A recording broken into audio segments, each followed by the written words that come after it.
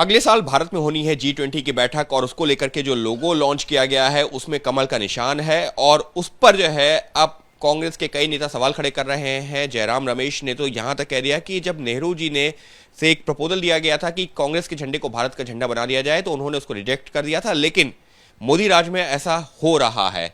हमारे साथ मौजूद है बीजेपी के सांसद राकेश सिन्हा जी।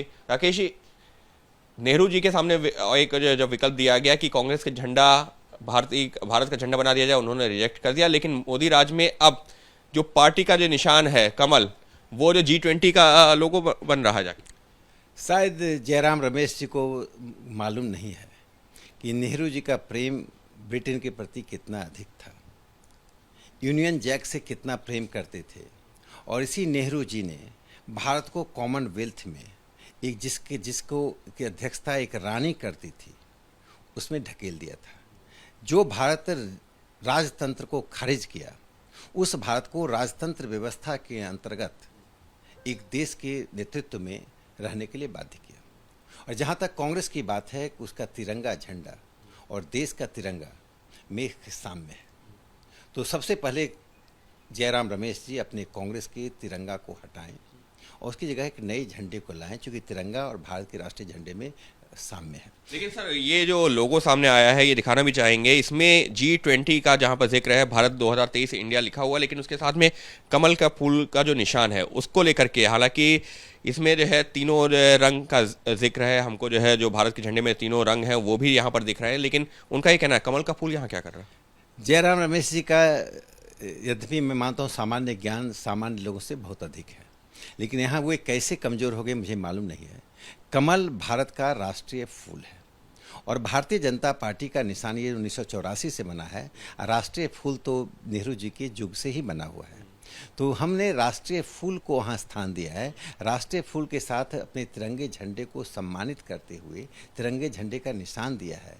तो कांग्रेस पार्टी दलीय राजनीति से कभी बाहर निकलने के लिए तैयार नहीं है। जब राष्ट्रीय राजनीति होती है वहाँ पर दलीय राजनीति को भूल जाना चाहिए, लेकिन वंशवादी राजनीति के अंतर्गत जो लोग आते हैं वे देश के राजकाज में उसी तरह देखते हैं जैसे एक दल की राजनीति होती है। इसके साथ में उन्होंने ये भी जो है ट्वीट में लिखा है कि प्रधानमंत्री नरेंद्र मोदी का जिक्र करते हुए वो और बीजेपी ऐसा कोई मौका हाथ से नहीं जाने देना चाहते जिससे कि वो खुद को सेल्फ प्रमोट जहां पर कर सकते हो।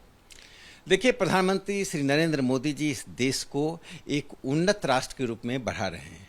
पूरे देश और दुनिया में आज भारत की लोकप्रियता, भारत की समृद्धि, भारत का सशक्तिकरण दिखाई पड़ रहा है, लेकिन कांग्रेस पार्टी भारत की बुनियाद को कमज़ोर करने के लिए उन ताकतों से सुर मिला रही है जो ताकतें पेरिस, लंदन और लाहौर में बैठकर भारत के खिलाफ षड्यंत्र और दुष्प्रचार कर रही हैं।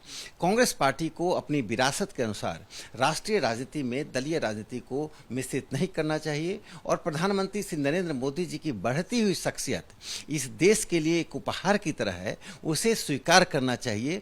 जब तक वे जनादेश का सम्मान करना नहीं सीखेंगे, भारत का दलीय राजनीति और संसदीय राजनीति समृद्ध नहीं होगा। यानी साफ तौर पर बीजेपी का यही कहना है कि इस मुद्दे पर राजनीति नहीं करनी चाहिए। और रही बात कमल के फूल का, जिसका जिक्र कर रहे हैं जयराम रमेश, तो वो तो हमारा जो है राष्ट्रीय फूल है और राष्ट्रीय फूल पर जो है यानी तिरंगे के 3 रंग दिख रहे हैं, तो ऐसे मुद्दे पर तो बिल्कुल राजनीति नहीं होनी चाहिए। लेकिन क्योंकि राजनीति करनी है, इस वजह से इन सभी चीजों को दरकिनार कर सिर्फ इस तरीके के ट्वीट किए जा रहे हैं और बयान दिए जा रहे हैं।